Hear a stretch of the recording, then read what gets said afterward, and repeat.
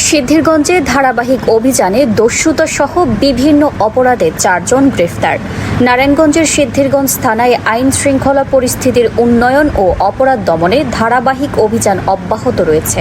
থানার ভারপ্রাপ্ত কর্মকর্তা ওসি ইমদাদুল হকের নেতৃত্বে পরিচালিত অভিযানে দস্যুতা সহ বিভিন্ন অপরাধে জড়িত থাকার অভিযোগে 4 জনকে গ্রেফতার করেছে পুলিশ।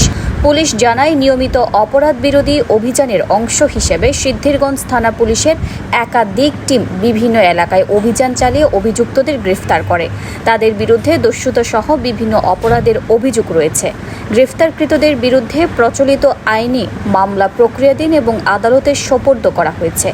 সিদ্ধিরগঞ্জ থানার সূত্রে জানা যায়, একাধিক চুরি, ছিনতাই, দস্যুতা, মাদক চাঁদাবাজি, সন্ত্রাসী কর্মকাণ্ড প্রতিরোধে নিয়মিত টহল ও বিশেষ অভিযান পরিচালনা করা হচ্ছে। অপরাধীদের শনাক্ত করে আইনের আওতায় আনতে গোয়েন্দা নজরদারিও জোরদার করা হয়েছে। থানার ভারপ্রাপ্ত কর্মকর্তা ওসি ইমদাদুল হক বলেন, আইন শৃঙ্খলা রক্ষা এবং সাধারণ মানুষের নিরাপত্তা নিশ্চিত করতে অপরাধীদের বিরুদ্ধে আমাদের অভিযান অব্যাহত থাকবে। কোনো অপরাধীকেই আইনের বাইরে থাকার সুযোগ দেওয়া হবে না। তিনি আরও জানান, জনসাধারণের সহযোগিতা ও তথ্যের ভিত্তিতে অপরাধ দমনে পুলিশ আরও কার্যকরভাবে কাজ করবে। যে কোনো অপরাধের তথ্য পেলে দ্রুত আইনগত ব্যবস্থা গ্রহণ করা হবে।